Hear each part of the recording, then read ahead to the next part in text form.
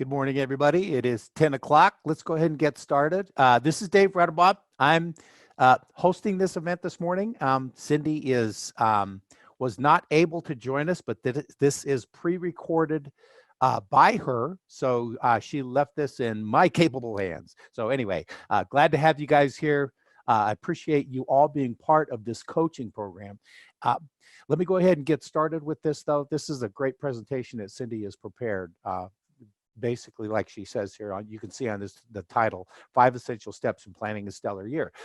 First of all, let me ask you this, though. If you would, folks, make sure that, I just want to make sure that everybody can see the screen and all, but if you could just give me a quick yes on the chat box that you see the large past future sign with sales business planner. Good. Okay, good. Now I'm going to go ahead and start this. And if you would follow up with a yes as to, I want to make sure that the sound is good on it. So good. Hey everybody, it's Cindy Bishop with Cindy Bishop Worldwide. And today we're going to talk about what you need to do, the 5 essential steps in planning a stellar year. Now this isn't everything. And obviously I recommend coaching considering I'm a coach. And I think the people in our program do amazingly well. So it is a good overview, though, to help you create the planning and the philosophy for a stellar year. All right, so let's get going. The 5 points we're going to talk about is to really think about some of the things that some of you do and some of you don't do. But starting any new year begins like right now. Even if you get into the business in the middle of the year, you've got to start. You're not waiting till the next year. It starts right now. Many agents begin their new year, like they'll start planning it after the holidays. But the truth is, planning for the next year really begins appropriately in the last quarter of the year. So our goal today is to understand how to set your annual goals, establish what your goal initiatives that you need. What is that, goal initiatives, and why do you need them to reach your annual financial goal? We're going to offer some communication tips so you can develop consistent sales largely as a result of what those good communication skills make of you. And finally, to have an accountability plan. So if you really want to succeed in your real estate business, then you really need to know right now, if you were asked, what were your earnings for the current year? What about the previous year? As well as how that number may be increased or decreased. And maybe even to take it one step further, why? Having a handle on your numbers is really a priority in business, along with knowing why you're doing what you're doing, so that you can have motivation and vision. A lot of people say, oh, well, it's because I want to make money. Money's a byproduct of other things that you're doing. So you can't lead with money. So you need to think about that. Go over all your successes that you've had, as well as any of your perceived failures, as long as they're legitimate. Maybe you had communication issues. Those are perceived failures, not, oh, golly, I feel insecure, but maybe that could be a big problem and you need to work on that. So any perceived failures that you've had in the past, and make a decision on really what changes do you need to make? What one thing you have to work on? And you, by the way, you can only work on one thing at a time. So, guys, working full-time at anything is really tough, especially if you're self-employed, especially if you're an independent contractor. And having the right motivation along with that right vision for where you want to go, what you want to do, is really going to be your chief cause in succeeding. One focus is going to be your strengths. You really need to get a handle on this. What are they? Since strengths are going to be a mixture of your talents, your knowledge, and your skills, it's okay to focus on them in your day-to-day business. I like to call them my superpowers. So working on your strengths and knowing what areas need improvement is important if you want to have a financially consistent business. Delegate as much as you can. I know you can't do everything well yourself. None of us can. In fact, the better you are in certain areas, the weaker you are in others. As a leader, what you want to do is you want to focus on your strengths and delegate the weak areas. And there's another way to look at this. If you are working on paperwork, checking on termite reports, or maybe confirming appointments, that's like a $10 an hour job. Are you a $10 an hour employee? How can you not afford to have somebody at least part-time doing that stuff?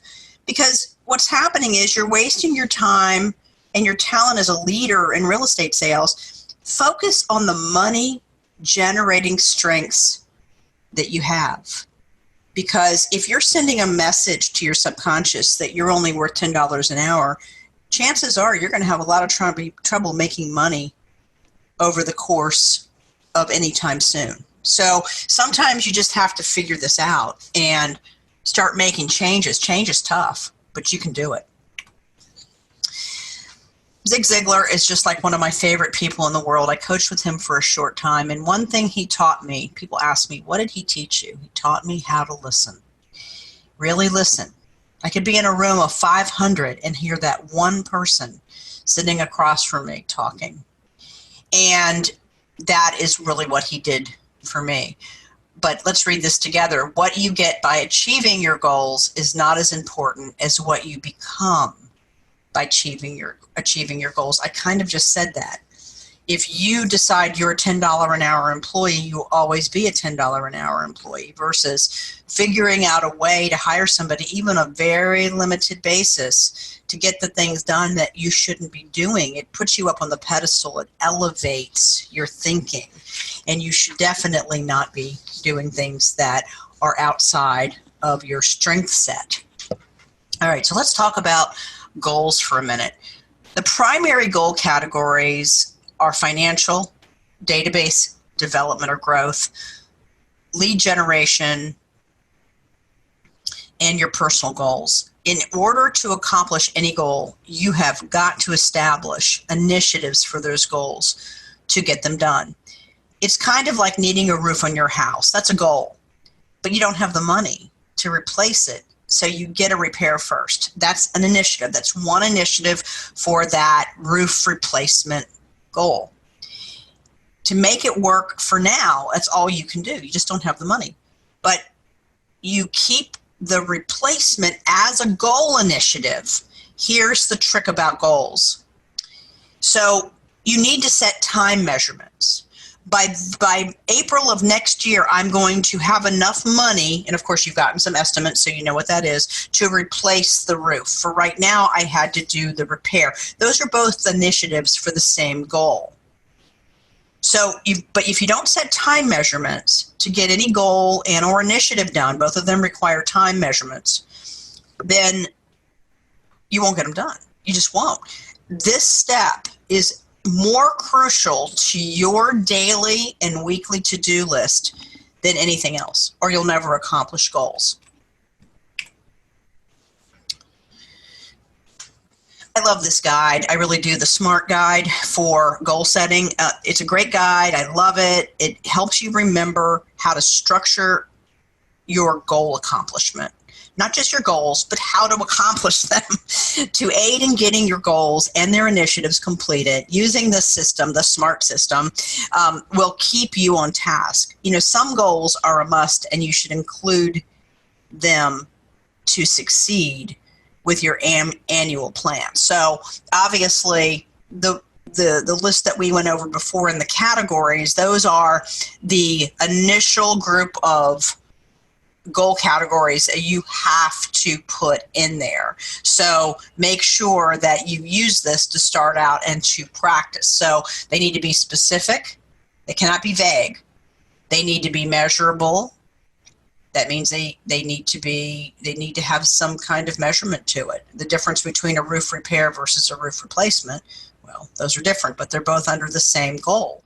They need to be attainable. So you need to think about what is it going to take to do that, and you need to make that realistic. And then they need to be timed. You can't not have a time measurement in there. Goal initiatives. I can't talk today. Goal initiatives are the activities you do to get goals completed. As an example, your database management needs to be housed in a quality CRM, a customer relationship management system. We like Realty Juggler. We think it's reasonable. We think they have great customer service, and we think it is attainable 100% in a time appropriate manner to get what you need to get done. So the CRM allows for an organization of data, so you've got it nicely tucked away in there to manage that data and to act on that data. In a CRM, you can see how many contact records you have. If you have 100 and your goal is 150, well, then you know you need 50. And that 50 that you need falls under database management as a goal initiative. But to have a quality database, you're also going to need information for each contact. You're going to need contact phone numbers, physical addresses, email, and something that the contact loves, golf, pets, because that's an emotional trigger. So, later I get my coaching members to do this stuff, and then it's always a work in progress. We don't wait until we have everything. But if I have information that 25 of my contacts love golf, you can bet they're going to get something very emotionally driven in their email, and it's going to be about golf, and it's going to be a little known maybe item of value, and people love it, and they remember you. They love this stuff. So this would be another example of a goal initiative, is that needing of that completion under the database management goal category. Now, leads and conversions, weekly significant contact connections are going to offer you a measurable initiative to do two things. One is to get more leads and conversions, and to build better relationships with your database. A significant contact in my world of coaching means you're actually talking to these people, whether it be through text, email, in person, or on the phone. Obviously, if you're talking to them on the phone, you're talking to them. Email would mean they're emailing you back after you send them an email. Text, you send them a text, or they send you a text and you're texting back. It has to be a two-way exchange. So in person, you're obviously knowing that you're talking to them in person or the phone. If you leave a message and they call you back, then that is a phone connection, even if you guys are leaving messages back and forth. Sending bulk emails or magazines without the follow-up that's needed is not a significant contact. Significant connections are what counts in relationship business, in a relationship business. So it may be that if I have somebody that wants to make $50,000 a year, they're just starting out, maybe they're in their second year, they made 25 last year. They may need, depending on their average sales price, they may need to do 25 significant connections a week. I don't know. I don't know until we use our contact calculator formula to figure out what it is that they need to do, because each person is different. And those significant connections must be made in a week in order to actually accomplish the goal that was set for the financial outcome for the year. Events. Oh, I love events. They're tier one communication. Another great way to build relationships, nurture relationships. If I was having an open house, for example, and my focus was listings, then I would be, by the way, your focus should be at least 50% listings. Listings, 8 hours, buyers, 55. That's the average. That's the industry average. I didn't make that up. So if I was having an open house, I would be inviting the neighbors with a value-added gift, like a home maintenance guide, which I can get from my home inspector. So there are many ways to tap into events or have some of your own. I mean, you can tap into an existing event. 4th of July fireworks would be one. Invite everybody in your database to show up. It's not that you're going to be having a party all the time, but they remember that you invited them. They remember that you reached out for something that wasn't about talking about you and wasn't talking about real estate. It's a relationship building activity, and that's what you're doing in this business, make no mistake. Promotion plays a really big key part in not only the current database that you have remembering you, but also gaining new, fresh contacts. Make sure you don't appear to be the jack of all trades. Think about niche marketing. I went from 35 to 80 transactions in the course of 1 year because I went to niche marketing, and I was doing a lot of REOs anyway. So niche marketing is ideal even if you have several niche markets that you've mastered. I see people have 55 and up, and then they'll have, maybe they'll investors as well. So, and that's okay. Your message just has to be clear. And people that have used you in the past will use you anyway. They don't seem to be resistant to that fact that you have niched. Avoid the sales pitch and be the expert they want to trust and work with. We all trust one expert or another. I am pretty certain you wouldn't get your annual teeth cleaning done by Jiffy Lube. So you do also trust in a specialist to clean your teeth. And I am also pretty absolutely sure you wouldn't go to a nail salon to get your hair cut. Niche marketing will give you the kind of business you want by singling yourself out and promoting what you do in a clear and concise manner. Don't worry about missing out on business. Most agents, they have what I call a catch-all business. They catch a lot of leads they can't convert, and because their business message is unclear. So they become unclear to the client, and there's just no respect at all, especially when they come off of a list like Zillow, something like that. Also, make sure the presence you have on the internet is a consistent, strong message. All of your profiles should be consistent. They should be strong. They should generate a clear message. Writing your goals down not only focuses you to get clear on what exactly it is you want to accomplish, but doing so plays a really big part in motivating you to complete the tasks necessary for your success. If you don't write it down, this is a hobby for you, make no mistake. So write it down. Always write it down. Making a schedule on either a Friday or maybe Sunday night for the next week is really going to help you get your intention in your mind. And if you read it before you go to bed every night, it will really sink in. It will also help you get things done. So as crazy as that sounds, what do I have to read this every night? Well, believe me, it will take your mind's intention and make it help you, aid you, almost like an assistant. Use your schedule to time block your tasks and make appointments with yourself. Those come first. Oh, I had a buyer that called at the last minute. Does your buyer know you have other appointments? The appointments with yourself are as important as appointments with clients. Learn to control your business. If you say to them, I already have an appointment, but I can make it and give them 2 or 3 other options, guess what? You're the leader, but you didn't take away their power. Learn to be a leader in your business. Now, if you suffer from interruptions, then for heaven's sakes, get up earlier, stay up later to get the tasks done. Soon enough, you'll be more efficient and you won't have to do that. Do what has to be done to control your business. I just mentioned a couple of things right there that are going to help aid you in the success of your business. Because I can guarantee that if you're not controlling your business, then somebody else will be. Don't let others decide your business outcome. If you're not making the money you want to make now, that's exactly what's happening. Someone's going to master and someone is going to serve. And I see a lot of people being mastered by someone else or circumstances, something else. Good communication is everything. 92% of all customer interactions happen over the phone. Now, notice I said interactions.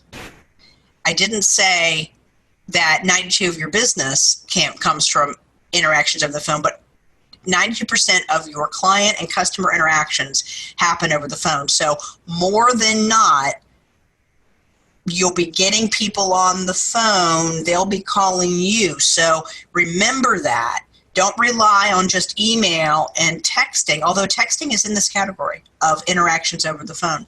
It takes, on average, 8 call attempts to reach somebody. 8! It's amazing, isn't it? The best time to call is between 4 and 5. That seems to be statistically the best time to reach people. 80% of most calls require 5 follow-up calls after talking to a client, a prospect.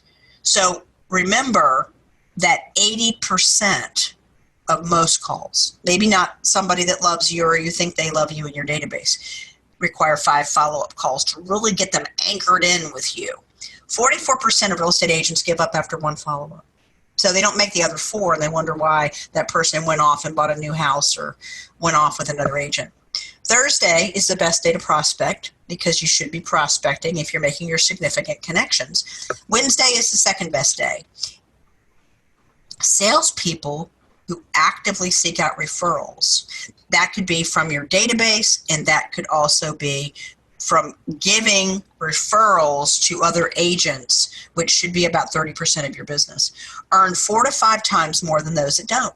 Remember what I say, 20 to 30% of your business, I just said it, I'm going to say it again, needs to come from referrals. So referrals are 2 sources. They are referrals from your database to do business with them, but also to agents that you are not going to handle those transactions. You're just going to get a referral check. 91% of customers say they give referrals, but only 11% of you ask for referrals. You just need to not be pesky about it. Good sales communication is the process that keeps your database, your prospects, your colleagues, and family informed and engaged while encouraging their interaction and their feedback back to you. In any business, you want to be dedicated to sales communications. Communication is everything. The key to any successful sales communication strategy is basically to construct it like a house. You want to have a foundation under your house, right? Strong sales communication should fit naturally into a real estate agent's business. Your goal is to help others, your database, leads, etc., be well prepared and informed without wasting their time. If you're doing a good job on communication, if you're feeding them value, you're bringing up good quality, you're giving them articles, tips, whether it be about real estate, but it shouldn't always be about real estate. It could be about the next event coming up in your area and inviting everybody to it. These are things that don't waste their time, and they feel that you care. And your primary aim should be to create a sales communication strategy that has 2 goals. One is to engage your database and not to sell them.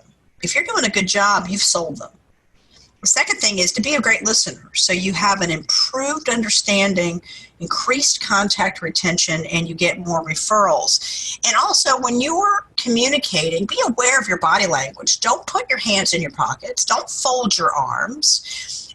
Look in their eyes, body language, gestures, what you say, how you say it. All of those things are critical to the success of your communication. So practice it. Nobody's perfect. I think this is a staggering statistic, and I checked it out, so it seems to be accurate.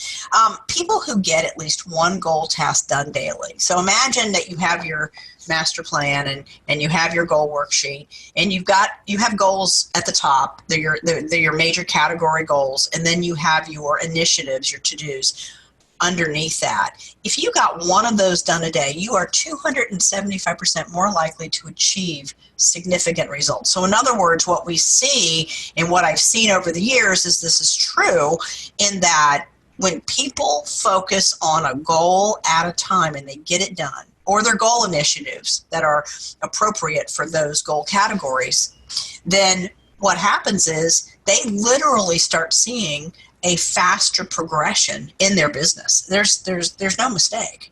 You don't want to just work hard all your life. You want to work smart. That's what you want to do. All right. So this accountability thing, you have got to get this right. You are judged on your accountability. Think about your credit.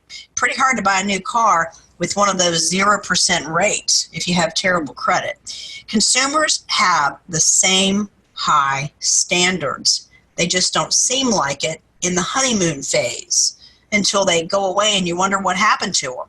Sooner or later, you're going to get the boot for tardiness, lackluster communication, follow-up failure, or overall accountability issues.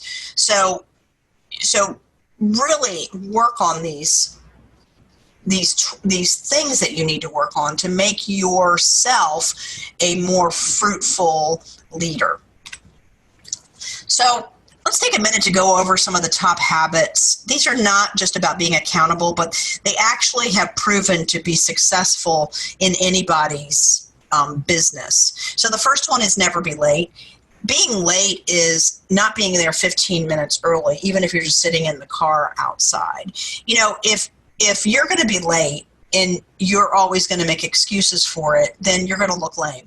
If a tractor trailer jackknifed in front of you and you left 45 minutes early, obviously call that person you're going to go meet and explain that to them. That's not an excuse. That's a reason. So that's the difference. And that's as long as you left early enough. Now, if you didn't leave early enough, then it becomes an excuse. And you know, excuses are tools of incompetence. Now, I don't need to say everybody that knows me knows that I don't like excuses at all. They're all the same, and they are truly tools of incompetence. But, you know, a reason is an explanation. If you want to get down into the nitty-gritty of this, a reason is actually an act of communication. You know, while an excuse is really an appeal by definition to an authority figure. So if you're giving excuses to your prospective seller for this listing appointment that you're going to be late to, you're seeing them, you put them in the power seat, not only the power seat, but also the leader seat, and you're just trying to not get in trouble. Don't punish me for being late, please. So you're not really starting off the relationship very well. And for those people that say, oh, they know I'm going to be late, I feel just sorry for you. So that's just excuses. So, you know, just remember that. I think that just by having this little saying available to you will help you. But remember, it's okay to give a reason. That's okay. Don't misunderstand that you can never say. Sometimes when I have problems with people getting this straight, I won't let them give a reason. I'll say, just say you're sorry and end it there. Because sometimes they just need the practice of developing the habit. But you do have the luxury of deciding, am I going to give an excuse, or is it legitimate? Have I done my level best? And so can I make it a reason? Yes, you can. So, you know, being accountable is a really tough job, but mastering some of these things will really be well worth the effort. You know, if you're having a bad day, God, don't let anybody know. Controlling your emotions is the trait of a very accountable person. Often enough, you know, that bad day will turn into a great, fabulous day if you worry more about the way other people feel around you and how it's going to affect them. Managing your expectations is a vastly underutilized skill. Managing assumptions, communicating, and being open about what can be delivered, as well as being realistic and honest, can go a long way in instilling confidence, and that's including taking over price listings. I'm not a proponent of that. I think that we need to educate our consumers. It's best to avoid the need for praise. You know, if you're doing a job well done, that should be all you need. Some people seek that out. Some people are victims. All those things are not acceptable. Those that need praise are often a lot harder to manage and may appear very needy as well, which isn't something that you really want to, you know, do. All right, so accountability musts, a CRM. I mentioned before a couple slides ago that we recommend Multi-Juggler. We like it for its simplicity, its customer support and cost. A master plan, which is your plan overview, contains a reasonable goal based on past performance, contact number goals to achieve you know, your annual goals, has some major consistent activities that we recommend. Your goal worksheet is the one that has the goals set with the goal initiatives, or i.e. the to-dos, to get those goals to work. And it includes both business and personal, including time blocking area. Calendar, that's a separate thing. Whatever it is that you like is a place to book appointments. You can even duplicate your goal worksheet in there, and it helps you with your time. On the left is our master plan. This is what we use in coaching. It's you could certainly use it as well, as far as making sure you have an annual goal, making sure that you know how much you have to make on each transaction. Your annual contacts are going to be a little tough that you have to do. I'm going to show you an example of what we do. And I focus on the weekly contacts with my coaching members. The right is a goal setting worksheet. Our primary goal categories are at the top, from 1 to 6, no more than 4 business, and then 2 personal, or any, it could be 3 business and 3 personal. Because remember, we're in a relationship business, so everything kind of meshes over one thing to the other. It depends on what you like to do. And then the business to-dos or the initiatives, same thing, or personal to-dos or initiatives are there. The scheduled appointments are really the ones that are to be scheduled for yourself, or they're goal-oriented. I've got to get a listing by Friday, I've got to get a buyer by Friday, and you're kind of scheduling the event or the appointment with yourself. This is our contact calculator. This is, of course, a static image. It's actually an Excel product that we created. Our coaching members use this, and what we do is we put a salary, and the yellow areas are changeable. So the salary we put in based on last year's performance, the average transaction. So that's basically an average sales price. We go on the low side. Even if they sold the last 3 houses at 400, but they had sold over the year 275, as an example, we try to make sure that we're in there and helping them win based on their numbers. Then the earning percentage is not commission. It is actually the earning that they bring home after some expenses that we calculate in there. So we kind of go on the low side. Sometimes it's 1%. It just depends. And then the earning per transaction is important, because if you have 10 transactions that you need for the year and you've done the last 5 at 6,000, then we need to add a transaction to make sure that we're on target.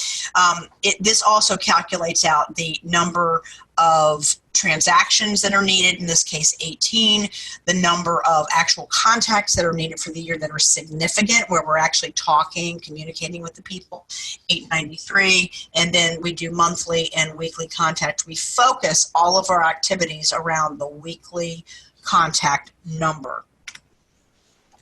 This is an example of how you might plan your year on a timeline. We like to get your book of business done by October 1st, so you have the last quarter to actually work on not only getting a head start on next year's business, but also the plan, getting it all set up. So this is kind of what we like. I like to see all of the entire goal done for the end of for October 1st deadline. And sometimes if we just fall over that, we don't get it by October 1st. It's usually, when we set it up this way, it's usually not long after that that the agent is meeting their goals. In some cases, once we get them on our plan, they're meeting their goals halfway through the year, and we're restructuring their master plan to finish up the year with a higher goal achieved. All right, so I've given you an overview of what you need to do, and kind of the forms, or the idea of the forms. If you're a guest on this call, then you have an idea of the forms. If you want to be in our coaching program, then by all means contact me. We do talk to each person before they sign up. And then in our coaching members that are on this call, you know what to do. You have the Agent Education Center learning portal with all of the tools in it, including talking to me and also having unlimited emails. Now, we do have private or laser coaching. Private coaching is extremely intensive, minimum of 6 months, and it is about an initial $6,000 commitment financially. you're coaching with 3 different coaches. You're on the phone every single week. It's quite a bit of work. But if you're motivated and you are already earning money, you have to have made at least 50,000 in the last 12 months in order to be eligible for that. But laser coaching, as long as we feel you're motivated and you're getting into the program for the right reason, that is an unlimited call, unlimited email, very structured, one task at a time kind of program. It creates accountability. It's a really good program. You can either email cindybishoptraining.com/coaching and take a peek, watch the video, click on the link to go to the next page, get a kind of an overview, a lot of testimonials there, or you can call me. Here are our 3 coaches. Our 3 coaches not only put in training in our Agent Education Center, which all coaching members, regardless of the program, utilize, but also these are the 3 that actually do private coaching. So when you get private coaching, you are literally have all 3 of us at your beck and call, whereas in laser coaching, you get the training that Dave and Gary do, the coaching calls that Gary and Dave do, but you don't get private time with them. All right, so that is it. We hope you enjoyed this presentation, and hopefully it will help you have a better business and a more fruitful outcome. You have a super, super day. See you next time.